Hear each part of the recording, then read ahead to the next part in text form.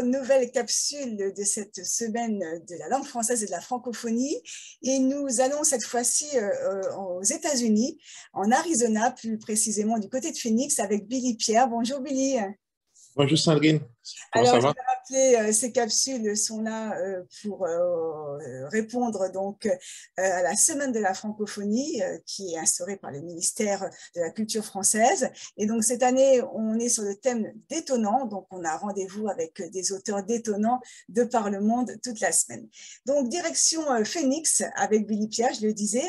Avant de faire plus ample connaissance avec vous, Billy, j'aimerais que vous présentiez en 1 minute votre roman. À l'autre bout d'un rêve, c'est un premier roman parce que vous êtes avant tout poète. Donc, je vous laisse Oui, présenter. d'accord, merci beaucoup. Oui, justement, en fait, c'est mon tout premier roman. Donc, alors, au début, en fait, j'ai commencé avec la poésie, comme tu le disais. Et puis ensuite, en 2015, j'ai commencé justement à faire un peu plus. J'ai commencé à modifier un peu. Donc, ça, c'est mon tout premier roman. Donc, à l'autre bout d'un rêve, comme vous le dites, c'était publié en fait aux éditions Saint-Honoré, qui se trouve, je crois, 5e arrondissement à Paris.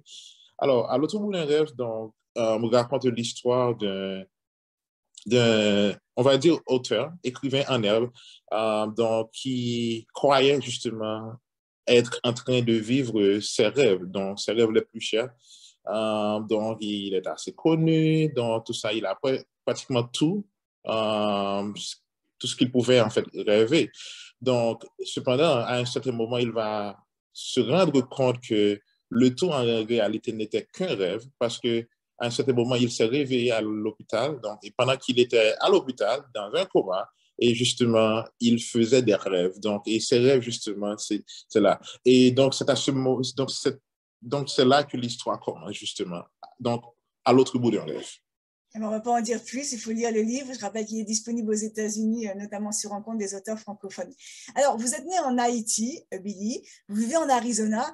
Moi, j'aimerais comprendre ce parcours un peu.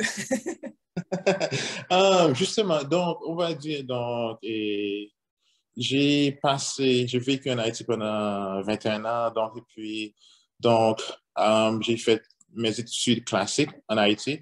Donc, et ensuite, en 2012, donc, toute la famille a décidé de déménager ici en Arizona, aux États-Unis. Et j'ai fait mes études en licence donc, à l'Université de l'État de l'Arizona. Et ensuite, je viens tout juste d'obtenir en fait une maîtrise en Global Management à, à, à la Thunderbird School of Global Management. Donc, donc c'est un peu ça. Donc, j'ai vécu là-bas. Donc, c'est là que j'ai appris en fait la langue française. Et donc, ici, arrivé ici aux États-Unis, donc j'ai continué quand même à écrire en français et aussi un petit peu en anglais, mais c'est tellement plus pratique en français en réalité. Mais c'est souvent ce que disent les auteurs qui maîtrisent plusieurs langues, choisissent le français parce que ils sentent mieux les vibrations du français. Alors, vous habitez en Arizona, je ne sais pas s'il y a beaucoup de Français là-bas, mais en tout cas, quelle est votre place d'auteur français dans un pays où ce n'est pas la langue, comme les États-Unis? C'est un peu difficile. Alors, c'est un peu difficile de trouver justement un public francophone qui va vraiment vous accueillir. Mais je pense que de mon côté, j'ai été un peu chanceux. Donc, et surtout grâce à la technologie. Donc, qu'est-ce que je veux dire, qu'est-ce que je veux dire par cela? Alors, j'ai fait la rencontre d'une femme extraordinaire, donc, du nom de Flora Chomlin. Et puis, donc, on s'est rencontrés justement sur LinkedIn, donc, les réseaux sociaux, si on sait comment les utiliser. Et puis, donc, grâce à elle, donc, j'ai été en connexion avec d'autres francophones, soit ici en Arizona, mais aussi dans d'autres coins, en fait, du pays et même en France également. Excusez-moi, Billy, mais est-ce que vous avez contacté, est-ce que la communauté haïtienne qui est extrêmement forte aux États-Unis, rien qu'en Floride, on parle de presque 1 million de personnes, à New York aussi, est-ce qu'il y a ce contact avec les Haïtiens pour vous soutenir? Je vais, je vais être honnête. Actuellement, donc, le support, en fait, le soutien, en fait, que j'aurais aimé avoir, en fait, de la société haïtienne, je ne l'ai pas encore, je vais le dire. Tu vois, Alors, je dis encore parce que j'espère que ça va venir. Mais en même temps, donc, je pense aussi que j'ai un travail à faire également. Je pense que peut-être c'est à moi d'aller vers eux également. Du coup, par exemple, je vais vous donner un exemple. Donc, je vais avoir en fait une présentation en fait bientôt et l'Alliance française de Miami en fait sera de la partie. Alors, moi, en fait, mon rêve, ce serait probablement en fait d'aller en personne justement dans une de ces villes où il y a en fait une forte population haïtienne. Donc, je pense que ce sera un peu ça. Alors, Mais excusez-moi, je vous interromps parce que là, il y a plusieurs événements qui sont prévus à Miami, Billy, donc il va falloir venir. Alors déjà, moi, j'emmène votre livre demain, puisqu'on a une très belle opération au lycée franco-américain de Miami. Donc, ah j'emmène bon, votre livre et il y a une grosse population de parents et d'élèves haïtiens dans ce lycée.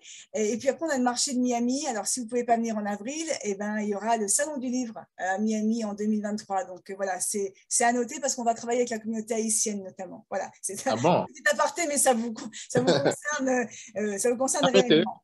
ça m'intéresse énormément. Ah, bien sûr. Alors, je le disais, vous êtes poète, vous êtes romancier, vous êtes aussi le porte-parole, enfin un porte-parole de la langue française, puisque vous écrivez beaucoup et que vous faites partie du cercle de poètes internationaux. C'est une mission de cœur un peu pour vous. Cette langue, elle vous tient à cœur. En effet, oui, cette langue me tient à cœur. Donc, et Euh, je crois que c'était hier soir que je lisais en fait un texte de Victor Hugo donc, qui parle en fait de la mission du poète. Alors je ne me souviens pas très bien en fait de ce poème, mais je pense que beaucoup de personnes savent de quel poète que je parle. Mais justement, quand vous êtes poète, quand vous écrivez en général, donc vous êtes un porteur de messages. Donc, je pense que la langue française aujourd'hui, c'est l'une des langues les plus parlées. Donc, tant au niveau en fait, des Nations Unies, mais dans le monde en général. Alors, je pense que ça, c'est l'héritage, on va dire. En tant qu'Haïtien, pour moi, ça, c'est l'héritage, justement, de la colonisation, évidemment. Donc, s'il y a quelque chose de très positif qu'on peut, en fait, prendre, en fait, de la colonisation, je pense que c'est ça. Et, euh, et ça me permet énormément en fait, de connecter avec beaucoup plus de monde. Alors, je parle le créole, qui est ma langue maternelle. Alors, on va dire que la population qui parle le créole, c'est encore un peu limité, on va dire ça entre guillemets. Donc, du coup, en fait, le français m'offre la possibilité en fait, de me connecter avec beaucoup plus de gens. Et également, l'un de mes rêves également, ce serait aussi d'aller visiter en fait, le continent africain. Je n'ai pas encore eu cette opportunité. Et je pense également que la langue française, ce sera justement l'outil vraiment idéal pour m'aider justement à faire ce chemin. Donc, je vous souhaite en tout cas, quels sont vos prochains projets littéraires? Alors, actuellement, je travaille sur deux œuvres actuellement. Alors, le premier, en fait, c'était en fait déjà mon idée, mais le deuxième, ça m'a pris par surprise. Je vais vous donc c'est vraiment par surprise parce que il y a 2 ou 3 semaines, donc j'ai décidé d'écrire un texte assez court, peut-être environ 2 000 mots. C'était juste, tu vois, vous voyez, en fait, juste pour, je sais pas, en fait, pour me faire plaisir, je vais dire. Et puis après, j'ai partagé ça avec mon set et tout le monde a aimé. Et puis tout le monde m'a dit, ben, écoute, pourquoi ne pas continuer?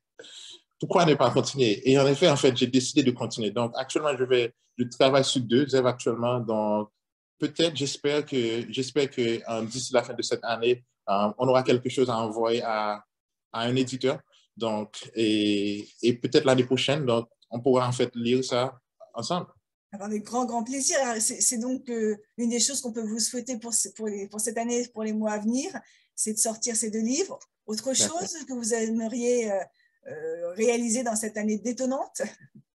En effet, oui, donc, j'ai 2, en fait, événements assez importants donc, à venir. Par exemple, donc, le 22 mars, donc, je vais faire une présentation. Ce sera en Zoom. Ce sera en collaboration avec l'Alliance française qui se trouve à Los Angeles et également l'Alliance française qui se trouve à Miami. Alors, au cours de la dernière rencontre que j'ai eue avec eux, ils m'ont dit que, entre guillemets, que toutes les alliances dans la Caraïbe devraient participer.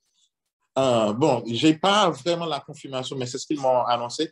Donc, je pense que c'est ça. Et aussi, au mois de mai, donc, il y aura en fait la nuit des idées. Ce sera aussi avec l'Alliance française ici à Phoenix. Donc, ce sera en présentiel.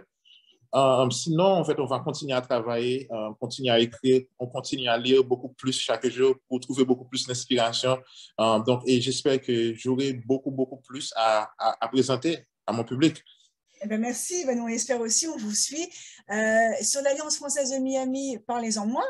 Et puis on verra ce qu'on peut faire puisque je suis en partie sur Miami. Ah bon? Mais merci, oui, oui, je suis entre Miami et New York et j'ai des gros projets sur Ouais. Miami. Donc on va en parler. Merci Billy d'avoir été là ce matin très tôt. Bonne journée. Et puis Merci. on vous retrouve bientôt pour votre actualité. Au revoir. Absolument. Au revoir, c'était un grand plaisir, Sandrine. Donc, au revoir, bonne journée à vous. Bonne journée.